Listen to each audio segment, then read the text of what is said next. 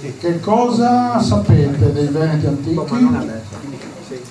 A scuola vi hanno insegnato qualcosa dei Veneti antichi? Niente? Sì.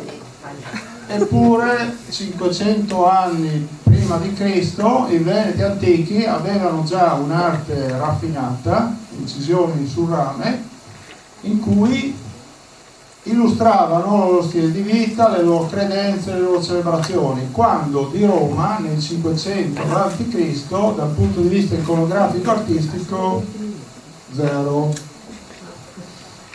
Quello che propongo questa sera è un viaggio molto lontano nel tempo, nello spazio, per aprire nuovi orizzonti sui Veneti antichi. Quindi entriamo nella macchina del tempo, siamo nel 400 a.C., è l'equinozio di primavera, siamo in cima a un colle del monte Antares, che è vicino a Vittorio Veneto.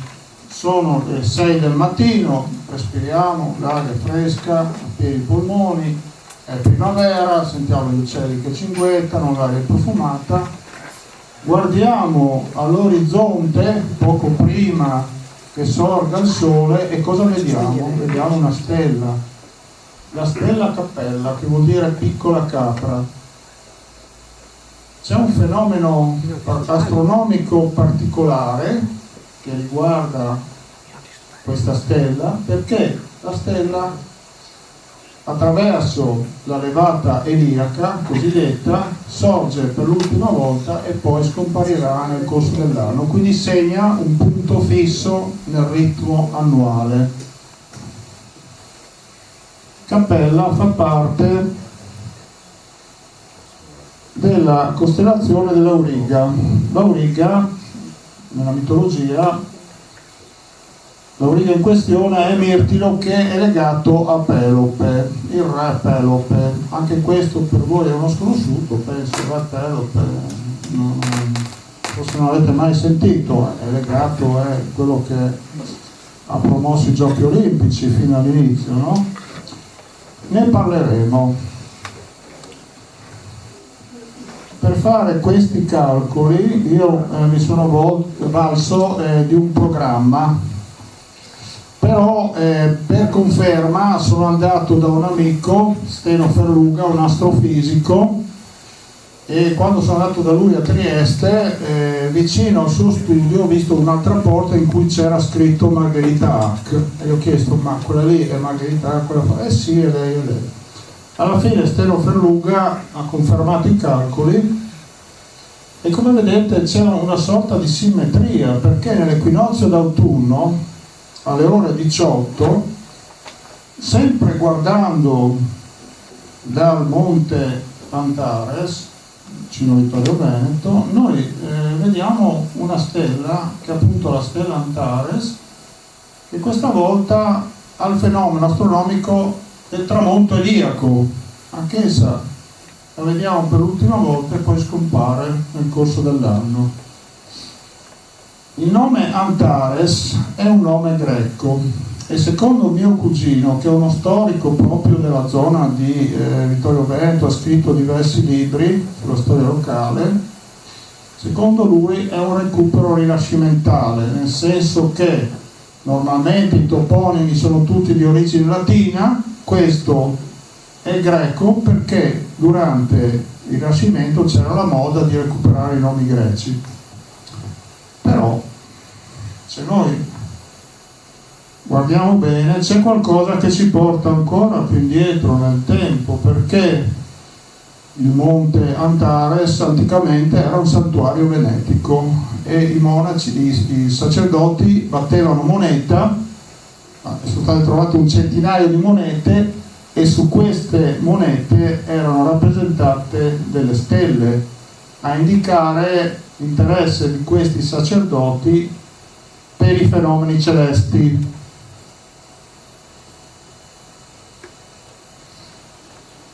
Dal santuario del monte Antares, che oggi si chiama altare, partiva una specie di via di pellegrinaggio che interessava diversi santuari venetici. L'Agole di Calalzo, famoso per il laghetto, poi in Friuli Monte Sorantri vicino a Raveo in Carnia e Colle Mazzei vicino a Verzenis. Poi proseguiva questa via di pellegrinaggio, arrivava fino a Gurina in Austria. Tutti questi santuari sono classificati come venetici settentrionali, anche se poi nel corso dei secoli hanno subito influenze e influssi anche celtici. È interessante il santuario di Gurina in Austria, che c'è un tempio di Ercole. Questa che vedete sembra quasi un'immagine digitale, invece è una foto reale che ho fatto personalmente, è il tempio di Ercole di epoca romana, però c'era un culto precedente. Perché è importante Ercole per i Veneti? Perché era una specie di eroe nazionale dei Veneti all'epoca. Qui vedete appunto Ercole ed è dentro una coppa d'oro che gli aveva prestato il dio Sole. Questa coppa serviva al dio Sole, Elio, per attraversare il mare di notte quando faceva il viaggio inverso, per ritornare punto di partenza all'est.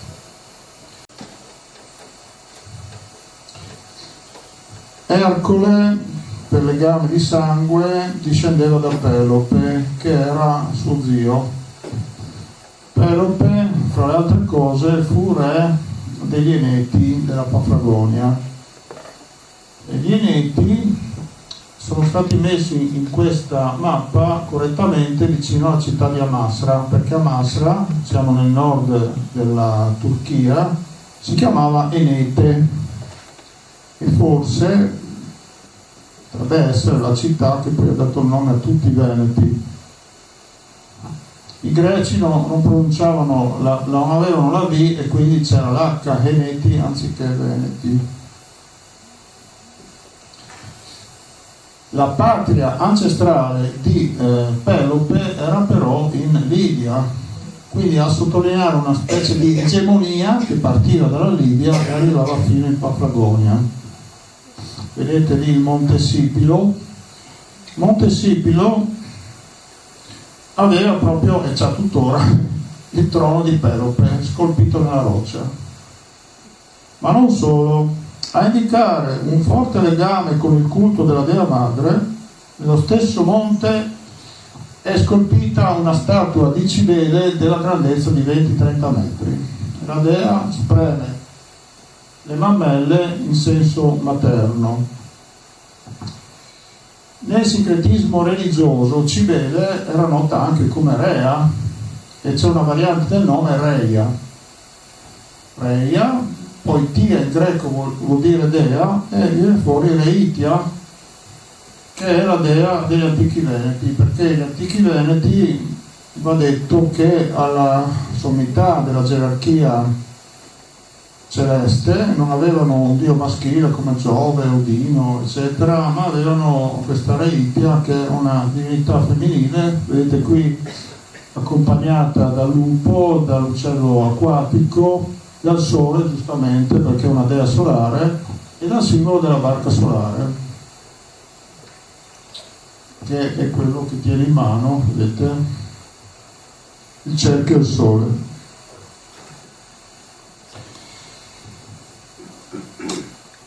Tito Livio, che era uno storico di Padova, scrisse che, finita la guerra di Troia, Antenore accompagnò gli Eneti, quelli che abbiamo visto prima sulla mappa, li accompagnò dalla Paphlagonia fino a Padova a fondare la città. A scuola cosa dicono?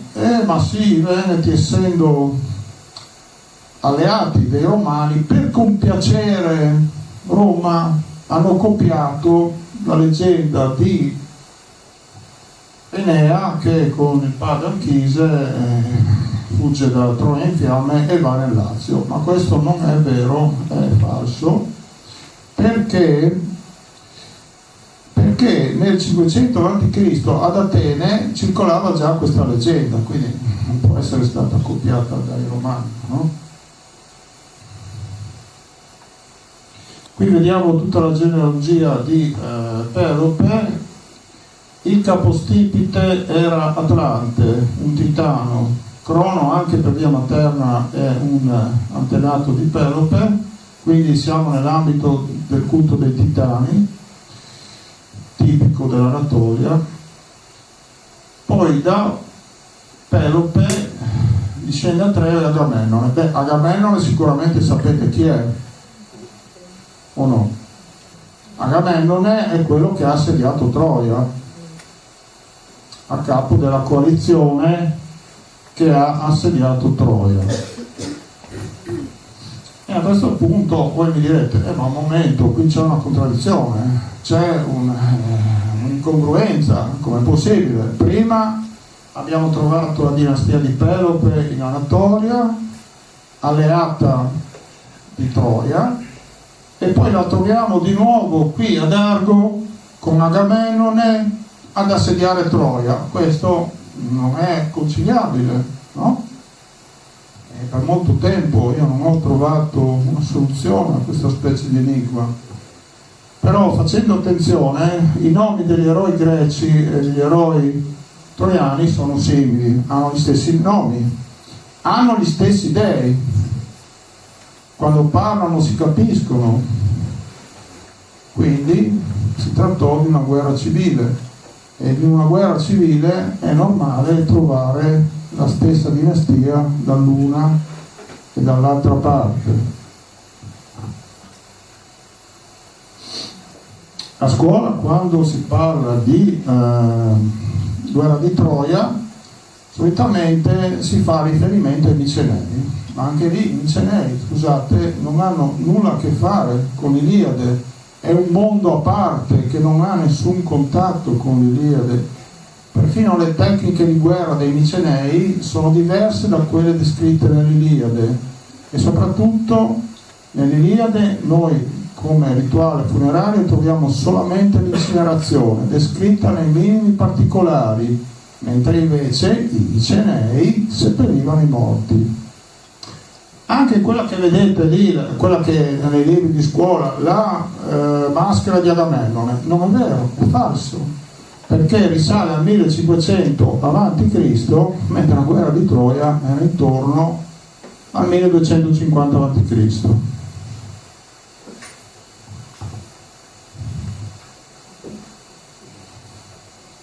Quindi c'è un altro popolo che è legato alla guerra di Troia, ed è il popolo di Argo, di Argivi. Voi troverete nei libri, ma anche nei dizionari, Micenei è sinonimo di Argivi, e invece no, da una parte Argo, dall'altra Micene. Qui vediamo Pelope, è una foto che ho scattato quest'estate al museo di Olimpia in Grecia. Sono stato con mio figlio che ha 14 anni. Vedete Ippodamia, e attraverso una serie di probabilmente alleanze matrimoniali il potere di Pelope si è esteso anche nel Peloponneso, il Peloponneso che è appunto la penisola della Grecia, fino a Olimpia. A Olimpia proprio troviamo il recinto sacro di Pelope, che è antichissimo, veramente antichissimo. Fino ad ora io vi ho fatto semplicemente una premessa, perché volevo arrivare a parlare di una cosa che mi sembra importante e che volevo appunto trasmettervi. È un dettaglio, però un dettaglio che ha delle implicazioni. Ecco, premetto che nella mitologia, nel culto degli antichi, non c'è la pretesa di dimostrare nulla, non c'è nulla da dimostrare, ovviamente non è niente da provare, però certe cose danno da riflettere, da meditare. Ecco, quel punto a cui volevo arrivare è semplicemente questo, no? Ercole, nipote di Pelope, a Olimpia fece un sacrificio e per fare questo sacrificio poteva usare un unico tipo di albero, non poteva usare nessun altro albero, ed è il pioppo bianco. Vedete la foglia è caratteristico perché da una parte è bianca la foglia e dall'altra invece è più grigia. Perché è importante questo dettaglio? Perché è importante un albero invece di un altro?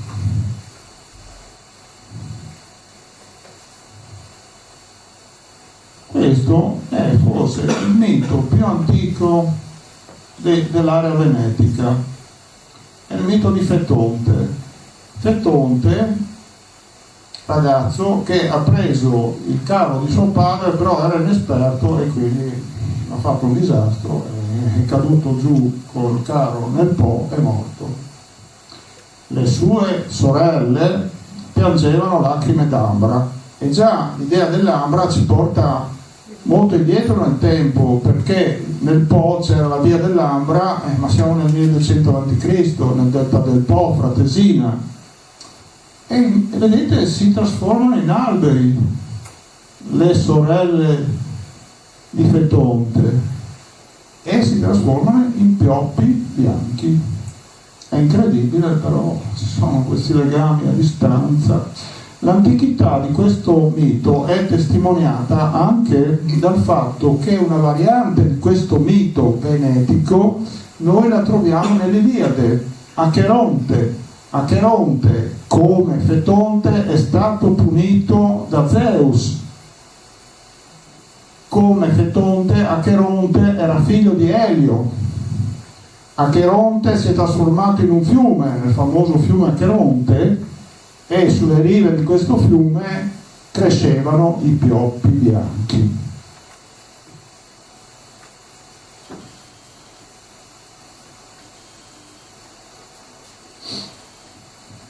A proposito di incongruenze, adesso succederà un'altra incongruenza. Purtroppo le certezze non sono tantissime, no? Avete notato sicuramente che il nucleo della mitologia, del culto, della genealogia punta tutto nell'Anatolia, no? Riguardo ai veneti antichi. Però dal punto di vista scientifico archeologico c'è tutt'altra direzione, perché già negli anni 60-70 i prosdocimi, i pellegrini, che erano degli essimi linguisti e archeologi, dicevano che probabilmente i veneti venivano dal centro Europa. Non sto parlando di eresie, sto parlando di quello che dicevano ufficialmente questi famosi studiosi. E anche oggi l'archeologia tende a mostrare un'origine dei veneti del centro Europa. Ma attenzione però, chiariamo subito, qual è il centro Europa? La Germania? No, la Germania non è il centro Europa. Il centro Europa dal punto di vista geografico è la Polonia, e più precisamente è dove c'è quella grande foresta di Bialowieza, che è il cuore verde dell'Europa, dove ci sono ancora i bisonti europei, liberi, selvaggi, che io ho anche potuto fotografare. Quello è il centro dell'Europa. Ma tornando a questa incongruenza, possiamo domandarci, ma è proprio vero che il culto venetico è tutto incentrato solamente in Anatolia? Chi era il capostipite dei Pelopidi? Il Titano? Atlante. Atlante dove viveva? Viveva in Anatolia? No, viveva nel paese degli Iperborei. Il paese degli Iperborei è dove soffia il vento del nord, quindi ben oltre, ben a nord della Grecia e anche dell'Anatolia. Crono, che pure era antenato di Pelope, presso i Romani aveva questa identificazione nel mare di ghiaccio. Per i Romani il mare di Crono era il mare di ghiaccio. E adesso vediamo un po' sul campo dell'archeologia. Io ve lo dico chiaro, non c'è una conciliazione di questo fatto, no? Da una parte l'Anatolia, dall'altra il Centro Europa, non c'è una conciliazione, però chissà, verrà fuori nel futuro, forse no. Andiamo ad esplorare questi territori, no? Vediamo che in un periodo antichissimo, perché inizio già nel 2000 a.C., c'è una popolazione che si sposta piano piano nella Polonia centrale, Polonia meridionale, e arriva fino ai grandi fiumi dell'Ucraina, nel Dniestr, il Prut, e come epoca ci siamo quella di Pelope prima della guerra di Troia, no? 1250, la guerra di Troia.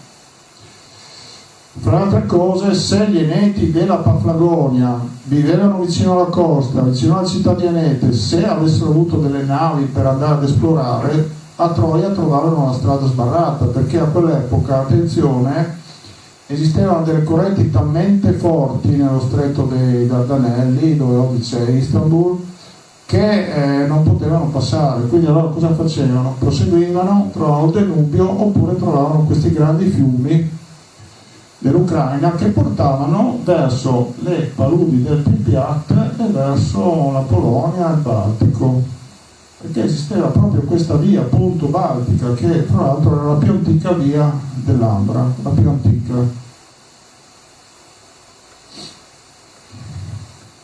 Adesso siamo arrivati al 1200 a.C., siamo sempre lì, epoca della guerra di Troia, tanto per capirci, 1200 a.C. È una delle date fondamentali nella storia dell'umanità, anche questa a scuola. Perché è importante? Perché in Europa ci fu una serie di sconvolgimenti, migrazioni, arrivo di nuove religioni, imperi che collassano, i Micenei quasi spariscono, l'impero Ittita scompare. E fu anche dal punto di vista climatico un periodo caratterizzato da una grandissima aridità, un caldo fuori dal normale, vedete quella curva lì. Eppure c'è stato un problema climatico, non c'erano le industrie, non c'erano le lavastoviglie, non c'era Greta Thunberg con la sua istruttrice che dice alle donne europee: mi raccomando, non dovete fare figli perché così noi potremo salvarci dai danni del clima, no? Invece quella volta nel nord, il nord ha il problema degli inverni freddi, il nord Europa si ritrova con un'eterna primavera, e facevano esattamente il contrario, cioè facevano tanti figli. Cosa succede quando una popolazione ha uno sviluppo demografico? Comincia a prendere sui confini, cerca nuove risorse, si espande, e quindi a cascata una serie di tribù si sono messe in movimento. Alcune sono arrivate anche in Veneto, no? Adesso vedete queste divisioni così accademiche di cultura di Lusatia, che è quella della Polonia, campi di urne, ma si tratta della stessa cosa, semplicemente campi di urne poi si sono mescolati con popolazioni anche locali, no? E i campi di urne caratteristici perché appunto il morto veniva bruciato nella pira, come fanno ancora oggi gli indiani, le ceneri raccolte nelle urne, le urne seppellite in vasti cimiteri. E vedete che questa cultura è arrivata fino in Grecia, no? Lo vedete? No? E fate attenzione, vedete quelle onde lì, no? Sulla spalla, che sono caratteristiche proprio della cultura nordica, della Lusatia. Questa sera, diciamo, dovete ovviamente ricordare tutte le cose che vanno dette, prendetela come un brainstorm, che vuol dire una tempesta di idee, e vedete cosa succede qui. Sempre 1200 a.C. si scatenano i popoli del mare, che non sono una fantasia, perché gli egiziani li hanno dipinti nei loro templi, sono andati ad attaccare perfino l'Egitto, hanno sconvolto i Micenei, qui c'era l'impero Ittita, anche quello è crollato.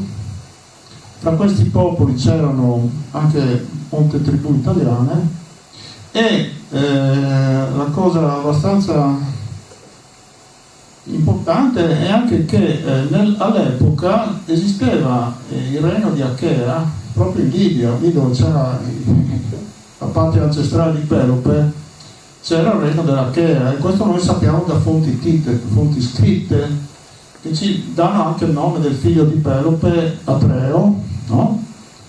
Scritto nei testi ittiti. E cosa ha fatto questo Atreo? Poi è andato ad Argo e poi da lì vedete gli Achei che vanno a conquistare Troia, quindi ci possiamo collegare anche a quello che dicevamo prima, che era questo popolo che è andato ad assediare Troia, erano gli Achei, ma gli Achei sono partiti dalla Libia, quindi sono un popolo cattolico, non sono l'espressione della grecità. La grecità si esprime così in modo paradigmatico, Atene, ecco, però questi erano anatolici, non erano greci. Le barche dei popoli del mare erano caratteristiche perché avevano, a simboleggiare la barca solare, le due paperine, una poppa e una prua, e i soldati avevano un copricapo piumato. Io dico, se una nave batte una certa bandiera, qualcuno a bordo ci sarà di quella stirpe, cioè se una bandiera inglese indica una nave, probabilmente qualche inglese ci sarà a bordo. Dei capi di 100 europei è possibile che un'elite abbia in qualche maniera diretto, spinto, anche convertito a una nuova religione una serie di popolazioni dell'Italia e anche di altre parti, che poi si sono lanciate nel mare in questa coalizione di popoli che erano i popoli del mare, che sono comunque abbastanza misteriosi sempre. Qui troviamo sempre questo simbolismo della barca solare in un orecchino trovato a Misincinis in Carnia. Vedete la paperina, anche di là c'era una paperina e la dea. E qui abbiamo delle sacerdotesse. Alla vostra sinistra la sacerdotessa di Egtved in Danimarca. L'abbigliamento è stato trovato così com'è, proprio una ricostruzione precisa. Nella tomba hanno trovato questo tipo di abbigliamento e il disco solare. Lo stesso lo troviamo in un'area venetica a Mostra Soci, in Slovenia occidentale, vedete proprio il disco solare, e lo troviamo in quest'ultima alla vostra destra, che è la sacerdotessa venetica. Con la moda è diventata una losanda la cintura, però nella cintura spesso troviamo proprio delle incisioni che si rifanno alla barca solare. E qui c'è una battaglia colossale, sempre siamo nel 1200 a.C., non siamo nel Mediterraneo, siamo nel nord Europa. Perché dico una battaglia colossale? Perché a quell'epoca i villaggi avevano 100, 200, massimo 300 abitanti, qui c'erano 4.000 uomini, 4.000 uomini che si sono scontrati. E vedete le cinture, questo non è un disegno di fantasia, veramente sono state trovate dagli archeologi delle specie di scatolette a forma di disco con incisi dei simboli solari che portavano alla cintura. E localizziamo la battaglia di Tolense al confine tra Polonia e Germania orientale.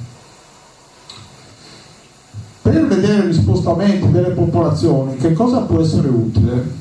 Può essere utile anche una spada, perché no? Perché vuol dire che quell'esercito di quella popolazione si sposta con un tipo caratteristico di spada.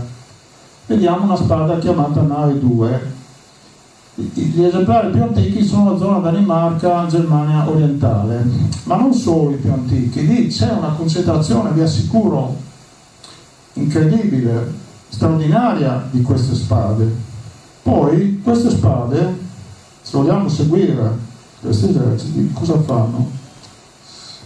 Guardate.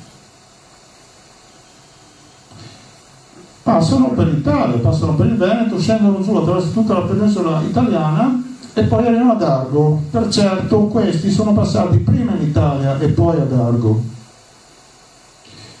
Altri markers, cioè etichette di popolazione, sappiamo benissimo nell'archeologia sono le ceramiche. Se noi troviamo ceramiche simili vuol dire che lì c'erano popoli simili, in teoria, poi non è al 100% una prova, però qui vediamo una olla trovata a Sequals, quindi Friuli occidentale, e proveniente come tipologia dal centro Europa, dalla zona medio-danubiana. Questa è una diapositiva che a me piace particolarmente, ho fatto io questo. Però sono il primo a non crederci, perché dico, ma non è possibile che i popoli possano essere così conservativi. Nel giro di un millennio vediamo quella cultura di prima, quella del 2000 a.C., Terciniez, vediamo queste punte con le onde, e poi la vediamo in Polonia, cultura di Lusazia, a Bayerdorf, nella Austria orientale, a Fratesina, sul delta del Po.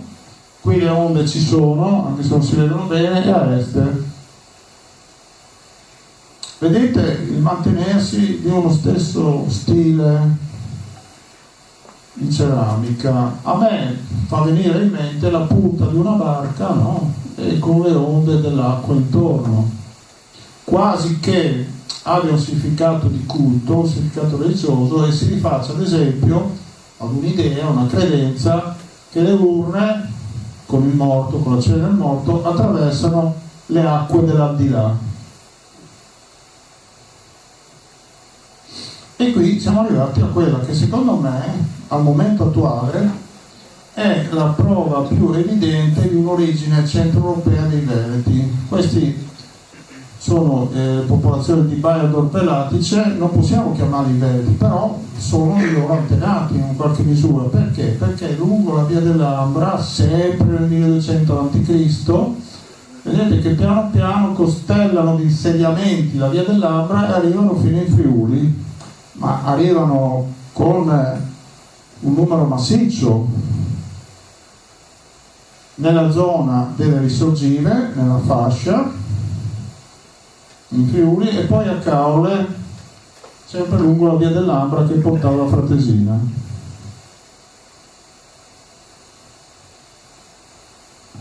Ecco la via dell'Ambra che passa di Montecroce lungo il Torre, nel triangolo Natisse e Isonzo, dove c'era Aquileia, che già all'epoca era un emporio ben prima della fondazione di Aquileia, e poi proseguiva fino a Fratesina nel delta del Po. Fortunatamente sono ripresi gli scavi nella zona di Fratesina e si spera che magari ci saranno presto delle novità. Abbiamo visto etichette per controllare gli spostamenti delle popolazioni, spade, ceramiche e perché no anche la genetica. Gli haplogruppi sono dei geni muti, significa che non hanno un effetto sull'aspetto esteriore, però essendo trasmessi di padre in figlio attraverso il cromosoma Y, ci permettono proprio di seguire le popolazioni nei loro spostamenti. C'è un grande gruppo che è quello dell'R1A, che ingloba un po' tutte le popolazioni dell'Europa orientale, no? Però all'interno di questo enorme gruppo ci sono tanti sottogruppi. Volevo attirare la vostra attenzione sullo Z92. Questo è un sottogruppo che, come vedete, ha il suo centro di inizio in Polonia, nella zona gialla. Perché possiamo dire questo? Perché all'interno di questo sottogruppo i ceppi più antichi erano lì e quelli in verde sono venuti dopo, quindi un'espansione.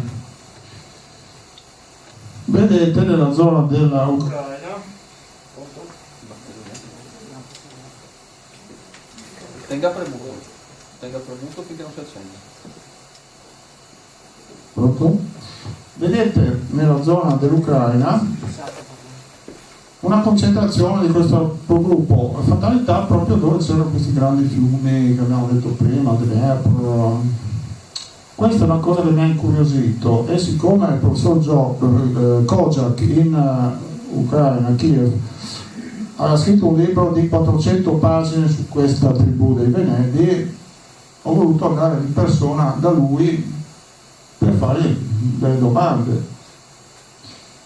Non è stato facile perché ha affittato una macchina, i cartelli erano in cirillico, nessuno sapeva l'inglese, però alla fine.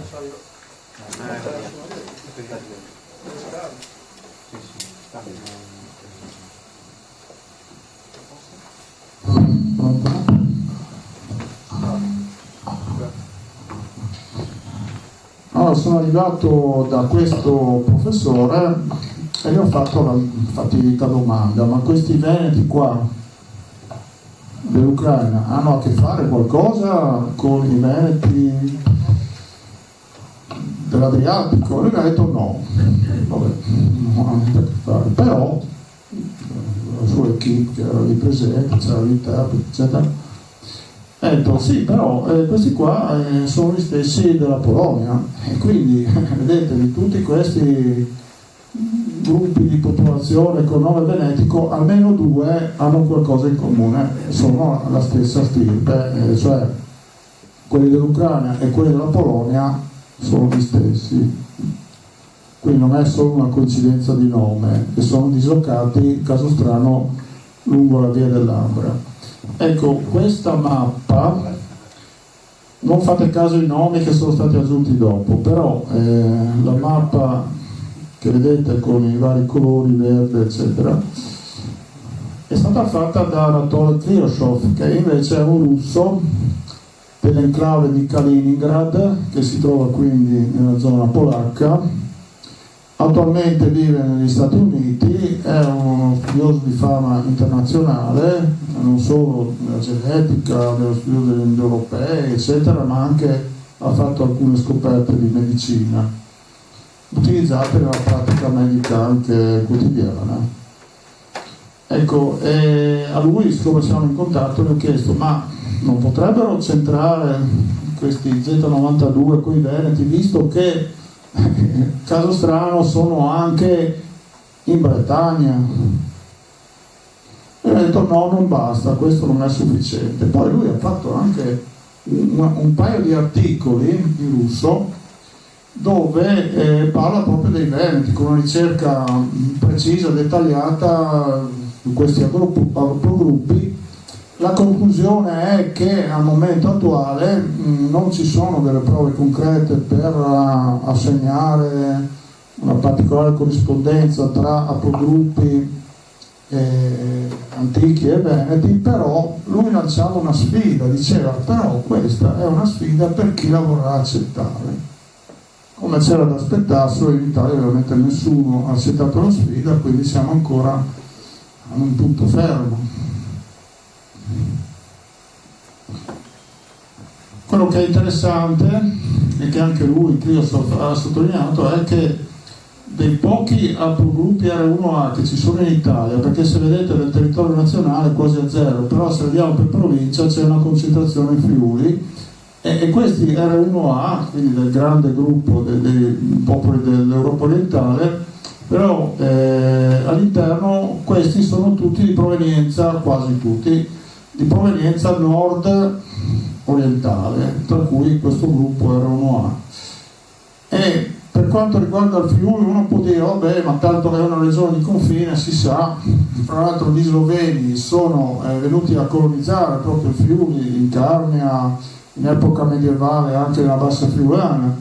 Però come la mettiamo con la provincia di Padova, dove c'era Este, che ha un 10% di questi apogruppi? Come la mettiamo? Come spieghiamo? Sì, questo ci impone di farci delle domande, come anche dal punto di vista linguistico. Oderzo, opiterzum, terg vuol dire mercato, allora me lo dobbiamo spiegare, perché in epoca recente gli slavi non ci sono stati né a Oderzo né a Padova, quindi se c'è qualcosa si rifà a un retaggio arcaico, molto arcaico.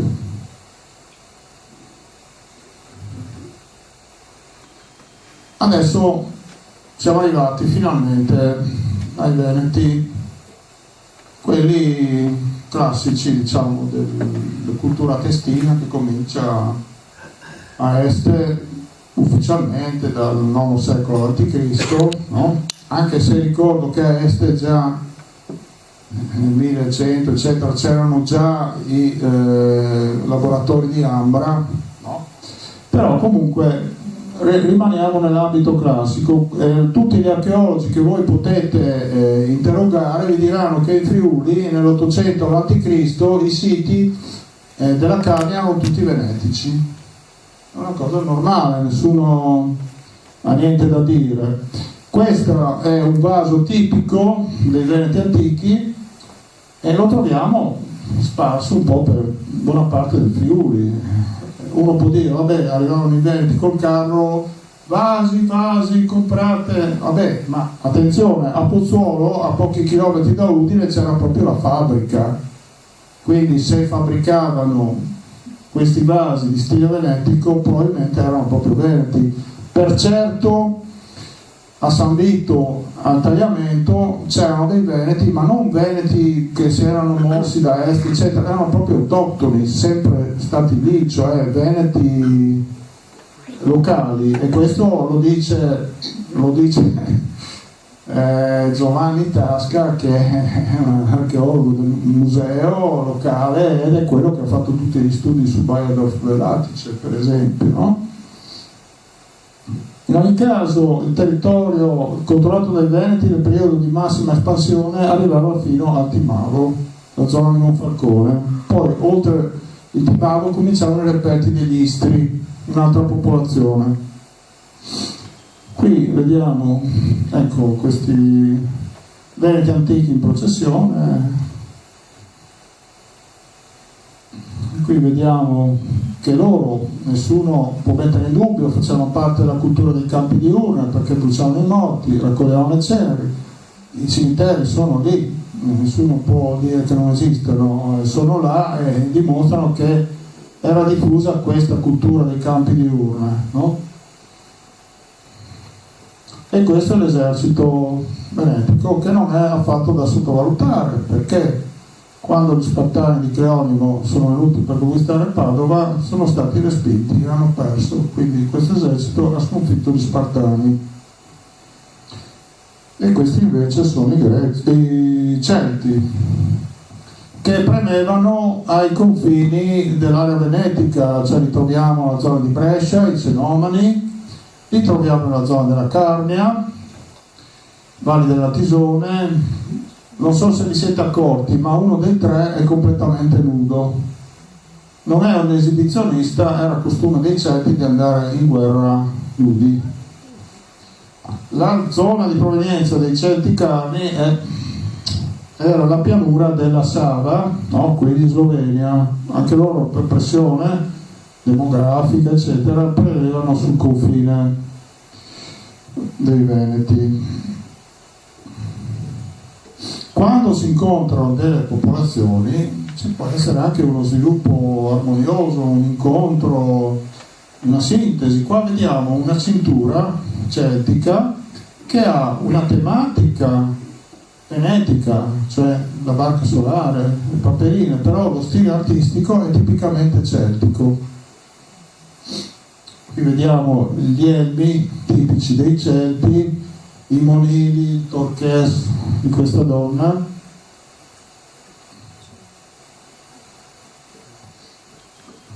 Ecco, siamo arrivati alla situla, no? La situla cos'è? Una secchia istoriata con delle incisioni che possono, come dicevo all'inizio, rappresentare lo stile di vita dei Veneti antichi. Possono rappresentare dei matrimoni con la festa, con i musicisti, con i giochi, il pugilato, con le processioni, i carri. Sullo sfondo possiamo vedere qualcuno che ara con con i bue, possiamo vedere animali, la caccia degli animali, i prigionieri, insomma tutta la vita dei Veneti antichi era rappresentata attraverso queste secchie. Io ho scelto questa per questa sera perché è quella più difficile da interpretare come tematica, no? È stata trovata il Pian dell'Agnela, Pieve dal Pago, è una zona anche bella, vedete, sono dei boschi. Ecco, vedete già una processione di uomini, no? Eleganti, con il basco, l'abito lungo, e uno si domanda perché questi qua si mettono in cammino, cosa devono celebrare. Proviamo a capirlo da quelle immagini che seguiranno. Sono come delle diapositive, dei fotogrammi di un filmato che rappresenta un messaggio che questi antichi veneti vogliono dare a noi uomini del 2022, 23 fra poco. C'è la carezza della donna che ha un effetto dirompente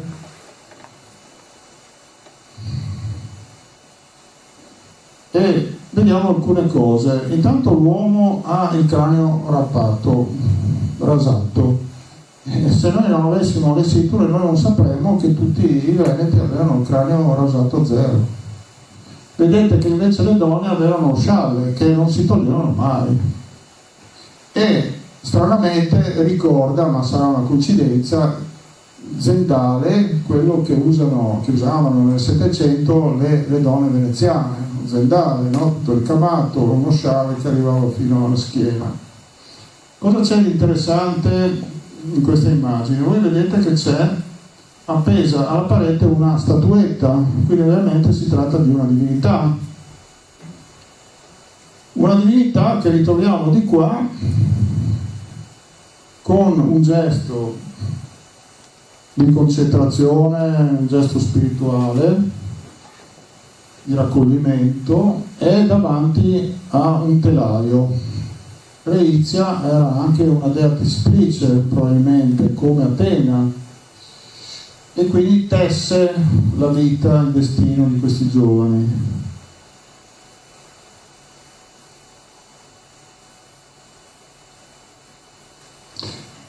E qui troviamo un'altra figura femminile che è una donna matura.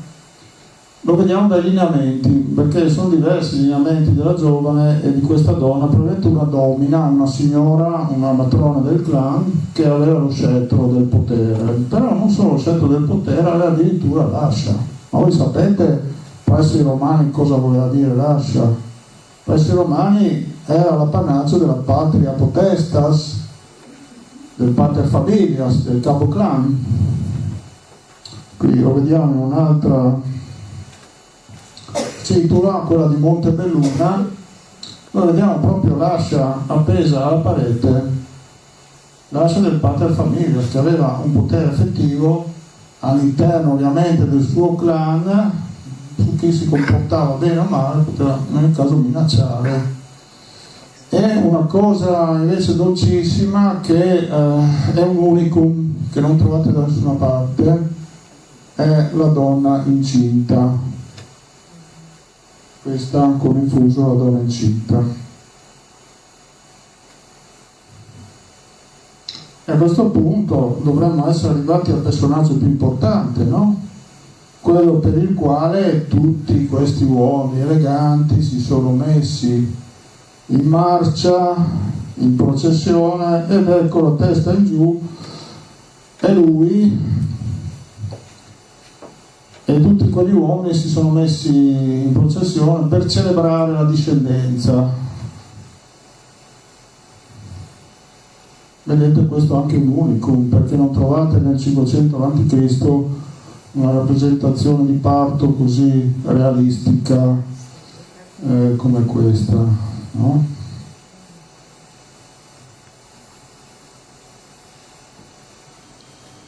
Ecco, vi ringrazio per l'attenzione.